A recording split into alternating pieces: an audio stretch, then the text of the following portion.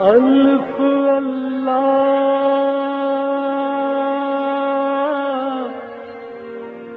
چنبے دل بوٹی میرے من وچ مرشد لائی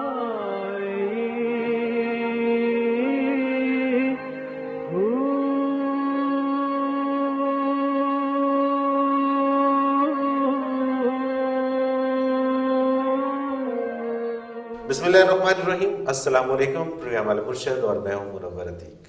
ناظرین محترم، ہمارے ساتھ ہیں ہمارے بہت ہی محترم حضرت امیر محمد اکرم امان صاحب۔ آپ سلسلہ نقشبندیہ اویسیہ کے شیخ ہیں، مترجم قرآن ہیں، مفسر قرآن ہیں، شاعر ہیں، ادیب ہیں، بے شمار حوالے ہیں آپ کے تعارف کے۔ گزشتہ پروگرام میں ہم نے بات کی تھی کہ سلاسل کیا ہیں، اور اس پروگرام میں ہمارا موضوع ہے کہ سلسلہ اویسیہ، اس میں کتنے شیخ اور اس وقت تک یہ سلسلہ کہاں تک پہنچا ہے۔ حضرت صاحب، بات ہو رہی تھی پچھلے پروگرام میں، یہ اسی کا ایک تسلسل ہے، سلسلہ نقشبندیہ اویسیہ، اس کی اہمیت تو پچھلے پروگرام میں ہم نے ڈسکس کر لی تھی۔ شروع ہوتا ہے حضرت سیدنا ابو بکر صدیق رضی اللہ تعالیٰ عنہ سے، اور اس کے پہلے شیخ ہیں حضرت امام حسن بصری رحمۃ اللہ علیہ۔ کتنا دور ان کے درمیان، کتنا وقفہ تھا؟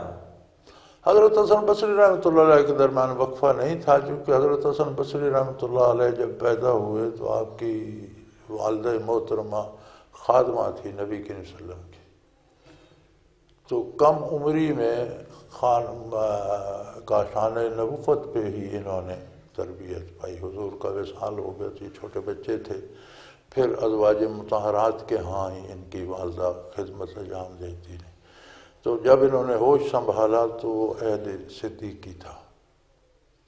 ٹھیک ہے، ان کی براہ راست ملاقات ہے، قربت نصیب ہوئی وہاں سے۔ اچھا، جو انہوں نے جو سلسلہ یہ جہاں سے شروع ہوتا ہے، وہ تو ایک گیپ تو بہرحال آتا ہے، کیونکہ ایک بچہ ہے اور وہ بچہ کتنی عمر کا ہوگا؟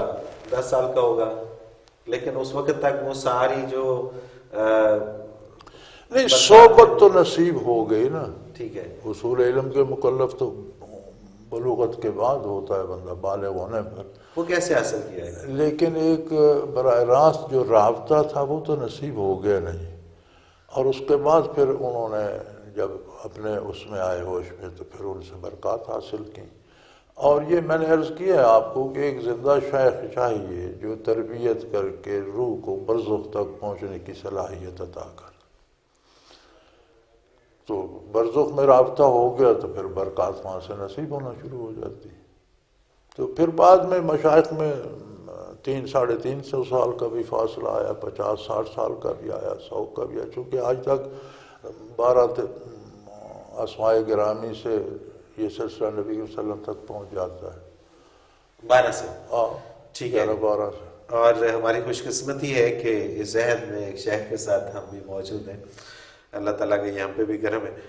حضرت صاحب، یہ سلسلہ ظاہر ہے کہ جب 10 سال کی عمر تک ایک تعلق تو رہا، نسبت تو رہی، ملاقات رہی، لیکن فیوز و برکات حاصل کرنے کا کیا سلسلہ تھا پہلے شیخ کا، حضرت امام حسن بصری رحمۃ اللہ علیہ؟ وہی جو طریقہ آج جاری ہے کہ آپ عالم برزخ میں قلبی ذکر کریں، روح میں استعداد آ جائے، اور پھر یہ جو زیارت ہو گئی اور ملاقات ہو گئی ابو بکر صدیق سے، تو ایک تابعی کا درجہ تو انہیں حاصل ہو گیا۔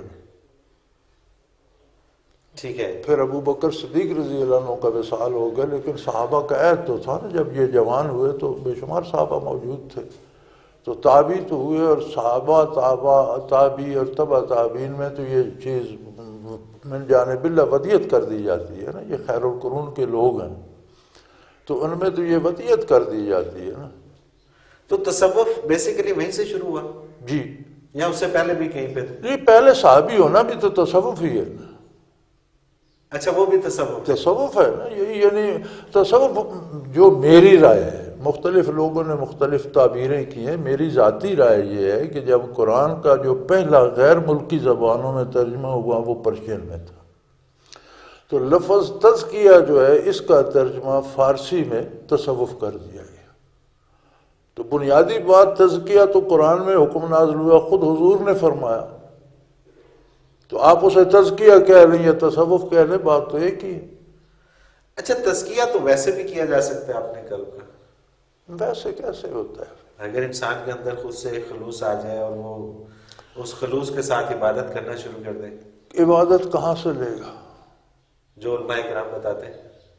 ہاں ٹھیک ہے، اچھی بات ہے، اچھی بات ہے، اللہ کو قبول ہو، اللہ اس کی عبادت قبول فرمائے، اسے نیک اجر ملے، لیکن عبادت خلوص سے، ظاہری سے جو خلوص اپنی عقیدت سے پیدا ہوتا ہے اور جو ذکر قلبی سے پیدا ہے، ان دونوں خلوصوں میں ہزارہ میل کا فرق فاصلہ ہے، ان کی گہرائی میں بہت فرق ہے، خلوص میں فرق ہے، بڑا فرق ہے۔ خلوص ہر آدمی کا ایک لیول ہوتا ہے نا خلوص کا بھی، جس طرح ظاہری طور پر ایک عقل کا بھی تو ہر بندے میں دماغ تو ہے، لیکن ہر ایک کا ایک لیول اپنا ہے۔ ایک بندے کو آپ اشارہ کرتے ہیں وہ بات سمجھ جاتا ہے، ایک کو 10 دن پڑھاتے ہیں اسے پھر بھول جاتی ہے۔ عقل تو اس میں بھی، دماغ اس میں بھی ہے، اس میں بھی۔ اسی طرح قلب ہر سینے میں دھڑکتا ہے اور ہر سینے میں خلوص ہے، اور تعلیمات ظاہری سے بھی خلوص آ سکتا ہے، لیکن جو ذکر قلبی سے آئے گا وہ تعلیمات ظاہری سے نہیں آ سکتا۔ اچھا جیسا پچھلے پروگرام میں ہم نے بات کی تھی حضرت سیدنا ابو بکر صدیق رضی اللہ تعالیٰ عنہ کے حوالے سے اور ان کی وہ غار ثور کی راتوں کے حوالے سے، وہ راتیں کیوں اتنی اہمیت کی حامل ہیں، اس پہ ذرا اس پروگرام میں بھی روشنی ڈالیے گا۔ دیکھیں جی، جب نبی کے صلی اللہ علیہ وسلم نے ہجرت فرمائی تو حضور کے ساتھ ابو بکر صدیق آپ کے ساتھ تھے، اور ایک پہاڑی راستے سے گزر کر پھر جب ثور کی طرف چڑھنا پڑا تو ایک کتاب ہے، ایک ایرانی عالم ہوئے ہیں علامہ بازل، ایرانی شیعہ عالم تھے، انہوں نے یہ تاریخ اسلام لکھی ہے فارسی نظم میں، تو اس کا نام ہے حملہ حیدری۔ حملہ حیدری اب اصل نسخہ اس کا ناپید ہے، الحمدللہ ہمارے پاس لائبریری میں موجود ہے، اس میں بہت سے پھر وہ تبدیلیاں کر دی گئیں، اسی طرح کے شعر بنا کر بعد کے لوگوں نے داخل کر دی۔ اب وہ علامہ بازل کہتا ہے کہ جو رفتند چندی ز دامان دشت، جب جنگل میں کچھ دور چلے، قدوم فلک سایہ مجروح گشت، کہ حضور صلی اللہ علیہ وسلم کے پاؤں مبارک زخمی ہو گئے۔ ابو بکر آنگا بدوشش گرفت، ولے این حدیث است جائے نہفت۔ ابو بکر صدیق نے نبی کریم صلی اللہ علیہ وسلم کو اپنے کندھوں پہ اٹھا لیا، لیکن یہ حدیث بڑی حیران، یہ بات حیران کر دیتی ہے کہ درکس چنا قوت آمد پدید کے بارے نبوت توانت کشید، کسی بندے میں اتنی طاقت آ گئی کہ وہ نبوت کا بوجھ اٹھا کر پہاڑی پہ چڑھ رہا ہے۔ سبحان اللہ۔ حالانکہ ایک اور واقعہ بھی ہے کہ جہاں پر نبوت کا بوجھ آپ نے فرمایا کہ نہیں اٹھا سکتے۔ اچھا یہ تو یہ شیعہ عالم ہے، علامہ بازل ہے، ایران سے ہے، علامہ بازل ایرانی انہیں کہتے ہیں۔ حملہ حیدری کتاب کا نام ہے، کتاب میرے پاس لائبریری میں الحمدللہ موجود ہے، حضرت جی کے پاس تھی، اب میرے پاس ہے۔ تو وہ کہتا ہے کہ حیرت کی بات یہ، اور آپ کو اللہ لے جائے، اگر گئے ہیں تو آپ نے دیکھا ہوگا جو راستہ بنا ہوا ہے اس سے چڑھنا ہر بندہ نہیں چڑھ سکتا، جوان آدمی جا سکتا ہے، تو وہ تو اس وقت راستہ نہیں تھا، یہ تو اب زائرین نے بنا دیا۔ جدھر سے وہ چڑھے سیدنا ابو بکر صدیق اور نبی کریم صلی اللہ علیہ وسلم، تو وہ تو ایک پہلے چھوٹی سی پہاڑی آتی ہے، پھر تھوڑی سی بڑی، پھر بڑی، پھر آگے، بہت مشکل ترین راستہ ہے۔ پھر نبی کے صلی اللہ علیہ وسلم کی ذات اور وہ انوارات جو نبی پر آتے اور ان کا بوجھ، بعض اوقات اونٹ بیٹھنے لگ جاتے تھے، اٹھ بیٹھا ہوا اونٹ اٹھ نہیں سکتا تھا جب وہ کیفیت حضور پہ آتی تھی۔ تو وہ کہتا ہے درکس چنہا قوت آمد پدید کے بارے نبوت تمانت کشید، کسی شخص میں اتنی طاقت اللہ نے دے دی کہ نحیف و نزار سے بندے تھے، دبلے پتلے وجود کے آدمی تھے، طویل القامت تھے، لمبے بندہ ہو اور کمزور ہو تو اس کی کمر ویسے دوری ہو جاتی ہے، لیکن ابو بکر صدیق کو اللہ نے وہ طاقت دے دی کہ نبوت کا بوجھ اٹھا کر جا رہے ہیں۔ تو وہ جو نبی صلی اللہ علیہ وسلم کے ساتھ، اب دیکھیں نا، جب آپ نے اٹھایا تو کائنات میں زمین بھی حضور کے قدموں سے محروم ہے، زمین پر ابو بکر کے قدم ہے، رسول اللہ صلی اللہ علیہ وسلم ان کے دوش پر سوار ہے۔ سبحان اللہ، تو یار اس کیفیت کا اندازہ تو کرے سبحان کہ کائنات ابو بکر صدیق کے قدموں تلے فیض حاصل کر رہی ہے اور ساری برکات ابو بکر صدیق سے ہو کر آ رہی، تو یہ تو بھائی لمحات کی بات ہے۔ اور یہ وہ اس رستے کی بات ہے۔ پھر آگے غار ثور میں جہاں پر وہ ایک سانپ کا واقعہ، جی ہاں، وہ کیا تھا؟ وہ جب غار میں گئے تو غار میں چھوٹے چھوٹے سوراخ تھے، تو ابو بکر صدیق رضی اللہ عنہ نے اپنا کرتا مبارک اتارا اور پھاڑ پھاڑ کر ہر سوراخ میں ٹاکیاں دے دی۔ اب وہ سارا کرتا ختم ہو گیا تو ایک سوراخ رہ گیا، آپ نے اس پر اپنا پاؤں مبارک رکھ دیا اور نبی کریم صلی اللہ علیہ وسلم کو سر مبارک اور پچھلا دھڑ مبارک گود میں لے کر آپ کو کہا کہ آپ آرام کریں، میں بیٹھتا ہوں۔ اس سوراخ میں سانپ تھا، وہ سانپ اب باہر نکل، شاید اس کی بھی آرزو ہو کہ میں بھی نبی کو دیکھوں، آگے آپ کا پاؤں تھا تو اس نے کاٹ لیا۔ اب سانپ نے کاٹا تو اتنا زہریلا تھا کہ زہر کا اثر بھی ہوا اور سخت درد بھی ہوا، تو آپ کی آواز تو نہ نکلی لیکن آنکھوں سے آنسو ٹپک گئے، اور ایک آنسو حضور صلی اللہ علیہ وسلم کی ذات پہ ٹپکا تھا۔ آپ نے دیکھا تو فرمایا ابو بکر تم رو رہے ہو؟ یا رسول اللہ مجھے میرے پاؤں پہ سانپ نے کاٹ لیا۔ آپ نے فرمایا ادھر کرو۔ آپ نے لب مبارک لے کر دھن مبارک سے اپنی انگلی مبارک سے اس پاؤں کی اس کھری پہ لگا دی، ٹھیک ہو گیا۔ اور یہی وجہ ہے کہ یہ سعادت کسی اور کو حاصل نہیں ہے اور اتنی قربت کسی اور کو حاصل نہیں ہے۔ اور سلسلہ نقشبندیہ اویسیہ کی خاص بات یہ بھی ہے شاید کہ وہ جو فیوز و برکات کا سلسلہ ڈائریکٹ وہاں تک ہے اور وہاں سے ڈائریکٹ آگے آ رہے ہیں، تو اسی لیے یہ زیادہ۔ باقی سلاسل میں جی بڑی محنت کی جاتی ہے، الحمدللہ، اللہ سب کی محنت قبول فرمائے، خلوص سے کرتے ہیں، رضا الہی کے لیے کرتے ہیں۔ ایک مراقبات آتے ہیں، فنا فی اللہ بقا باللہ، تو اکثر لوگوں نے وہاں پہنچ کر لکھ دیا ہے کہ جی بس یہاں سلوک تمام ہو گیا۔ نسبت اویسیہ والا کہتا ہے فنا اور بقا یہ تو ابجد ہیں، فنا اور بقا یہ ابجد ہیں، یہ ابتدا ہے، یہ ابجد ہیں، لکھنا پڑھنا آگے شروع، لکھنا پڑھنا تو آگے شروع آگے سلسلہ ہوگا۔ شروع ہوتا ہے۔ یہ آگے سلسلہ کیسے شروع ہوتا ہے اور کیا سلسلہ شروع ہوتا ہے اس پہ بات کریں گے ناظرین۔ ایک مختصر سا کمرشل بریک، اس کے بعد دوبارہ حاضر ہوتے ہیں، ہمارے ساتھ رہیے۔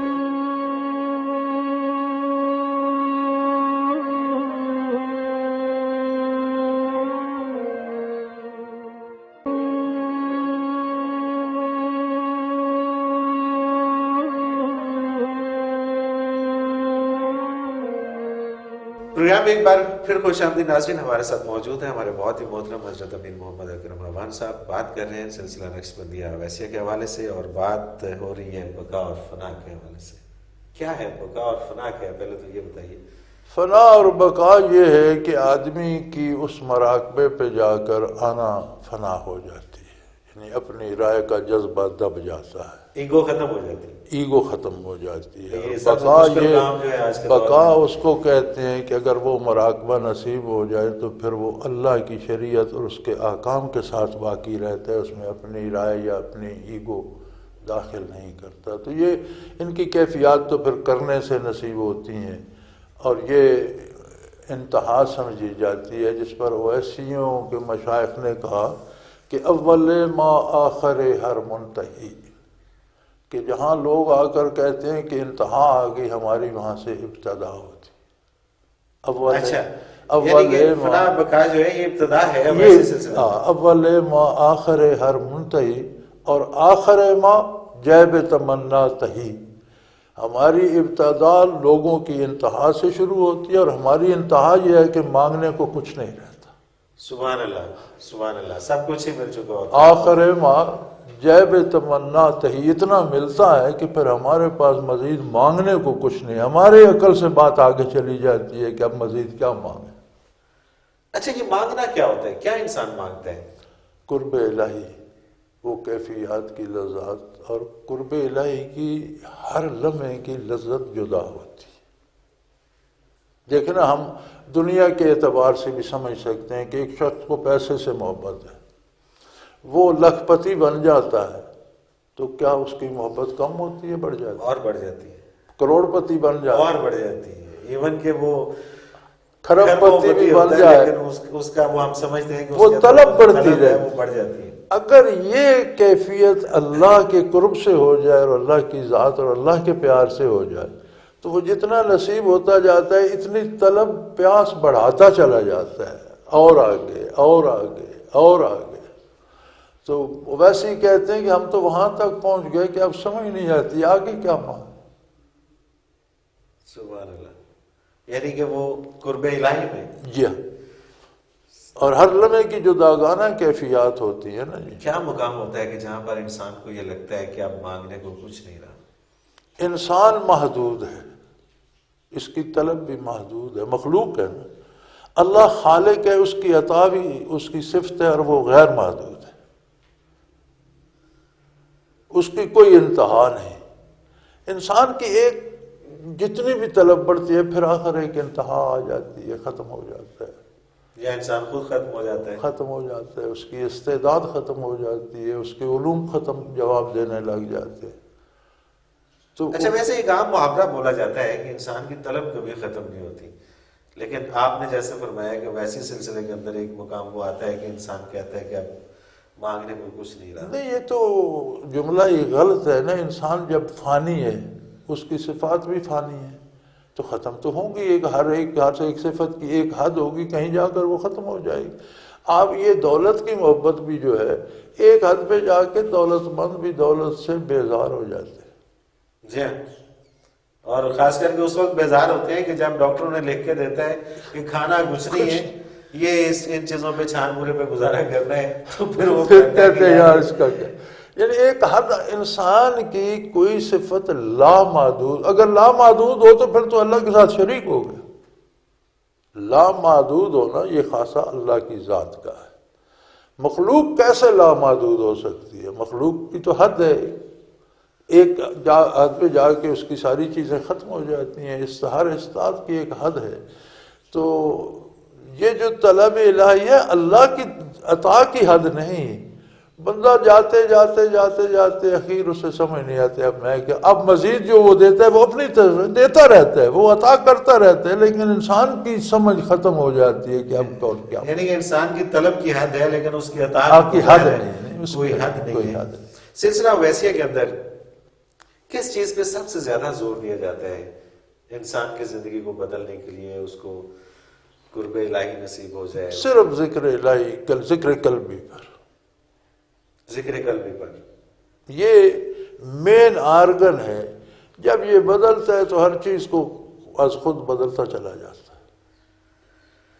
کیوں ضرورت پیش آئی دیگر سلاسل سے ہٹ کے اس سلسلے کو کہ اس طرح سے انسانوں کو بدلا جائے، ان کے دل سے بدلا جائے؟ دیگر سلاسل بھی یہی کام کرتے ہیں، وہ بھی دل سے بدلتے ہیں، پھر کیا فرق کیا ہے؟ فرق یہ ہے کہ اس میں یہ نسبت ویسیہ زیادہ مضبوط ہے، جو کام وہ سالوں میں کرتے ہیں یہ دنوں میں کر لیتے ہیں۔ جو سلسلہ ویسیہ سے منسلک ہو جاتا ہے اس کا جو کام دنوں میں ہوتا ہے جو سالوں میں ہونا دوسرے ہوتا ہے، سلاسل میں سالوں میں ہوتا ہے۔ دوسرے سلاسل میں سالوں میں ہوتا ہے، اس کی کیا وجہ ہے؟ وہی نسبت کا فرق ہے، نسبت ویسیہ اور دوسری نسبتوں میں اپنی اپنی طاقت۔ اچھا، 1400 سال تقریباً 1450 سال ہو گئے یہ سلسلہ چلتا آ رہا ہے، لیکن اس میں ہم دیکھتے ہیں کہ مشائخ جو ہیں وہ صرف اور صرف حضور نبی کریم علیہ السلام تک اگر ہم پہنچتے ہیں تو 12 ہیں۔ اس کی کیا وجہ ہے؟ یہ سلسلہ ٹوٹتا کیوں آیا؟ یہ سلسلہ ٹوٹتا کیوں آیا؟ اس میں گیپ کیوں آتا رہا؟ کہاں گیا پایا؟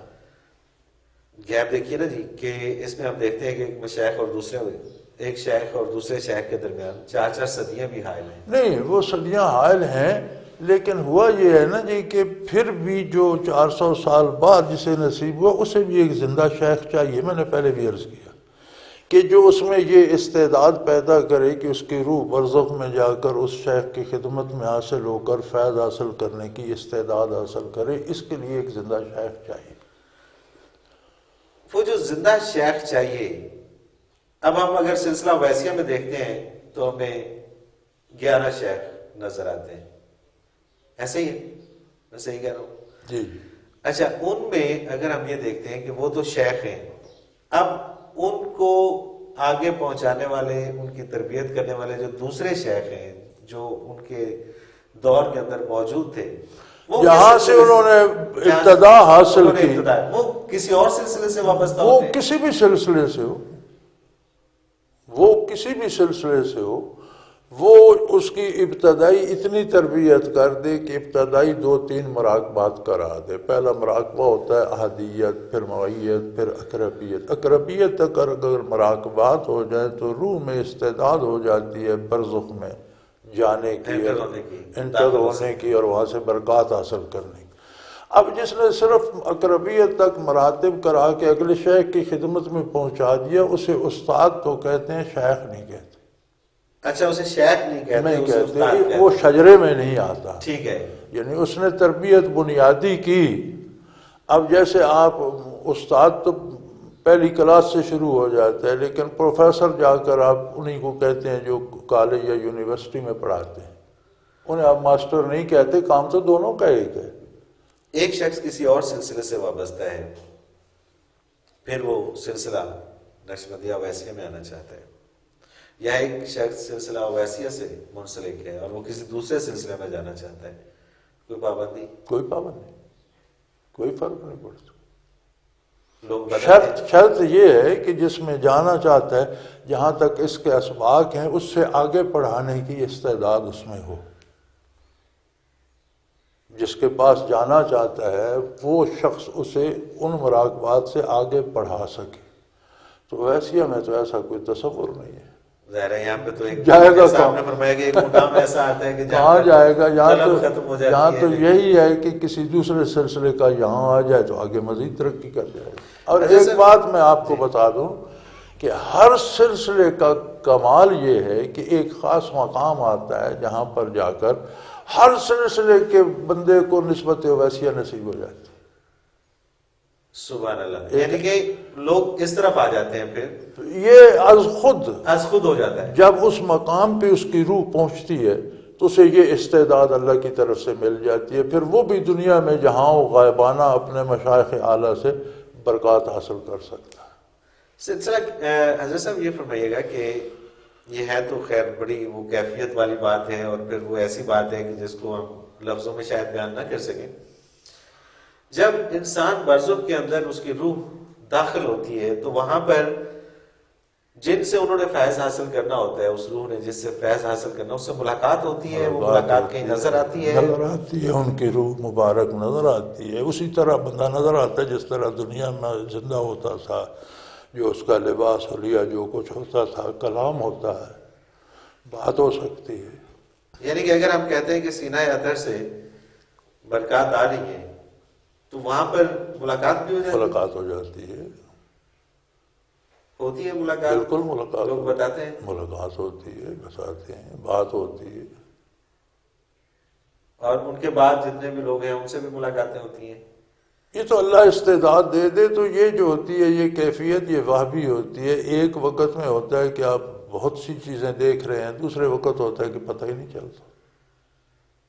اچھا، یہ اللہ تعالیٰ کی خاص عطا ہے؟ یہ ایک لمحہ ہوتا ہے، جیسے آپ دیکھیں نا، اللہ نے فرمایا کذالک نری ابراہیم ملکوت السماوات والارض، ہم نے ابراہیم پر آسمانوں زمینوں کی ساری کائنات کے پردہ اٹھا دیا کہ دیکھیں یہ ہے، یہ پوری زمینوں، نری ابراہیم ملکوت، نری ہوتا ہے آنکھوں سے دیکھنا، ہم نے دکھا دیا آنکھوں سے ابراہیم علیہ السلام کو زمینوں آسمانوں کو، ساری کائنات کے اندر کیا کیا ہے۔ دوسری دفعہ حکم دیا کہ بیٹے کو قربان ذبح کرو۔ اب اگر انہیں یہ پتہ ہو کہ بیٹے نے ذبح نہیں ہونا، دمبے نے ذبح ہونا، تو پھر تو قربانی ختم ہو گئی۔ کسی کو بھی آپ کہیں کہ بیٹے کو لٹا کر ذرا دمبا ذبح کر دو، کر دے گا۔ اب یہ نقطہ انہیں نہیں بتایا کہ ذبح تو میں دمبا کروں گا، تم بیٹا ذبح کرو۔ انہوں نے ذبح کیا، چھری چل، انہوں نے سمجھا اسماعیل ہی ذبح ہوا ہے، آنکھیں کھولی تو دمبا ذبح ہوا پڑا تھا۔ اب ایک لمحے کائنات بتا دی، دوسرے لمحے اتنی سی بات نہیں بتائی۔ یہ اس کے راز ہے جو اس کے پاس ہے، اور اس کی عطا ہے کہ جس کو عطا کر دے۔ کہا جاتا ہے کہ ایک صوفی یا ایک شیخ وہ دنیا کو اسی طرح سے دیکھ رہا ہوتا ہے کہ جس طرح یہ سامنے ایک ٹیبل پڑی ہے۔ نہیں، یہ لمحے ہوتے ہیں، یہ لمحے ہوتے ہیں، جس طرح میں نے اب قرآن کا حوالہ دیا کہ ایک لمحے اللہ کوئی چیز دکھا دے تو نظر آ جاتی ہے، دوسرے لمحے نہ دکھائے تو نہیں پتہ چلتا۔ یعقوب علیہ السلام پر یہ سوال ہوا تھا نا، کسے پرسید آن گم کردہ فرزند کہ اے پیر خرد روشن گوہر اے روشن گوہر پیر خرد مند۔ کسی نے ان سے پوچھا تھا کہ آپ اتنے بزرگ، اتنے دانا تر انسان، اتنے اللہ کے مقرب، اللہ کے نبی، تو ز مصرش بوئے پیراہن شمیدی چرا در چاہے کن آنش نے، تو مصر سے کرتا نکلا تو آپ نے کہا کہ آج مجھے یوسف کی خوشبو آ رہی ہے، اور یہ 2 کوس گاؤں سے باہر کنویں میں پڑا رہا تو آپ نے کیوں نہیں دیکھا؟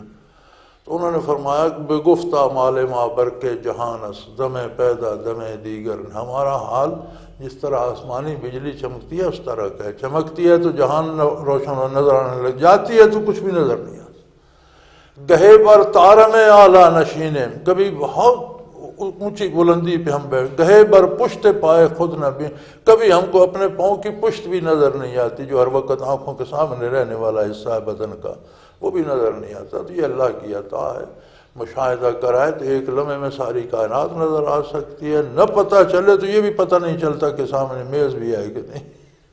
اچھا، اسی تناظر میں اگر ہم یہ دیکھتے ہیں کہ پھر شیخ جو سالک کو ان ساری کیفیات سے گزارتا ہے، تو یہ تو سالک کے اوپر بھی پھر اللہ کی عطا ہے، پھر شیخ کا کردار کہاں پہ آتا ہے؟ اللہ کی عطا شیخ کی نسبت سے ہی ہے۔ جو سالک میں ان چیزوں کو پانے کی استعداد پیدا ہوتی ہے، تو یہ لوہا تو بھٹی میں ہی گرم ہوتا ہے نا، بھٹی تو شیخ کا دل ہے، اب گرم ہو کر ڈھلتا ہے مختلف سانچوں میں تو اسے اللہ ڈھالتا ہے، لیکن گرم تو وہیں ہوتا ہے نا، وہ تو اللہ نے بھٹی تو شیخ کے سینے کو بنا دیا نا۔ اچھا، یہ ضروری ہوتا ہے کہ یہ سلسلہ اسی طرح سے ہی کسی کے دل سے دل میں ٹرانسفر ہو؟ بالکل ضروری ہے، خود سے نہیں ہو سکتا؟ خود سے کچھ نہیں ہوتا۔ سلطان بہو رحمۃ اللہ علیہ سے یہی سوال کسی نے کیا تھا، تو انہوں نے جواب دیا تھا کہ جس خاتون کو بیٹا چاہیے اسے شادی کرنا ہوگی۔ سبحان اللہ، سبحان اللہ۔ یہ لمحوں کی بات ہوتی ہے نا، کسی نے سوال کیا نا جی کہ یہ بندہ خود اللہ اللہ کرتا رہے تو کیوں نہیں آ جاتا، تو انہوں نے فرمایا جس خاتون جس بیوی نے بیٹا کھلانا ہوگا وہ شادی کرے گی۔ ٹھیک ہے حضرت صاحب، لاسٹ میں یہ فرما دیجیے گا کہ سلسلہ اویسیہ نقشبندیہ کے جتنے بھی مشائخ اس وقت تک گزرے ہیں وہ کون کون سے ہیں، اور پھر اس خطے کو کون کون سے شیخ نصیب ہوئے؟ یہ خطہ بھی جو ہے نا جی، اگر اسے قلب کی نظر سے دیکھا جائے تو یہ زمین ایسی نظر آتی ہے جیسے کھلی راتوں میں آسمان ستاروں سے بھرا ہوتا ہے۔ سبحان اللہ۔ آپ گن نہیں سکتے کس قدر صاحب نسبت اور کس قدر ولی اللہ اس زمین میں دفن ہے، ہمارے اس خطے میں آپ نہیں گن سکتے، یہ ہر سلسلے کے ہیں، آپ گن نہیں سکتے۔ اسی اگر آپ پاکستان یا ہندوستان بر صغیر کی زمین کو دیکھیں تو یہ اس طرح سے ہے، تو یہ شمار نہیں ہو سکتے۔ سلسلہ اویسیہ سلسلہ اویسیہ کے جو بزرگ ہیں ان میں ہم صرف شجرہ مبارک کو لیتے ہیں، اس میں جو اسماء گرامی ہیں وہ آپ شجرہ مبارک لے لیں۔ اچھا، لیکن اس خطے میں جو ہے وہ اس خطے میں سلسلہ اویسیہ کے پہلے شیخ ہمارے حضرت مولانا علی یار خان ہیں، اس سے پہلے دوسرے سلاسل کے اولیاء اللہ ملتے ہیں اس سلسلے کے، اس سلسلے بر صغیر میں نہیں، بر صغیر میں اس سلسلے کے دوسرے بزرگ نہیں ملتے ہیں۔ اچھا، اسی پہ حضرت صاحب اگلا پروگرام بھی سلاسل کے حوالے سے اور اسی حوالے سے کریں گے۔ آپ کا بہت شکریہ، آپ نے وقت دیا۔ ناظرین، پروگرام کا وقت اپنے اختتام کو پہنچا، لیکن سوالات اور بہت ساری ایسی چیزیں ہیں کہ جن کو میرا بھی دل چاہ رہا ہے کہ اور زیادہ گہرائی میں جا کے انہیں دیکھا جائے اور انہیں سمجھا جائے۔ اس کے ساتھ ہی چونکہ پروگرام کا وقت اپنے اختتام کو پہنچا، منور عتیق کو اجازت دیجیے۔ اللہ حافظ۔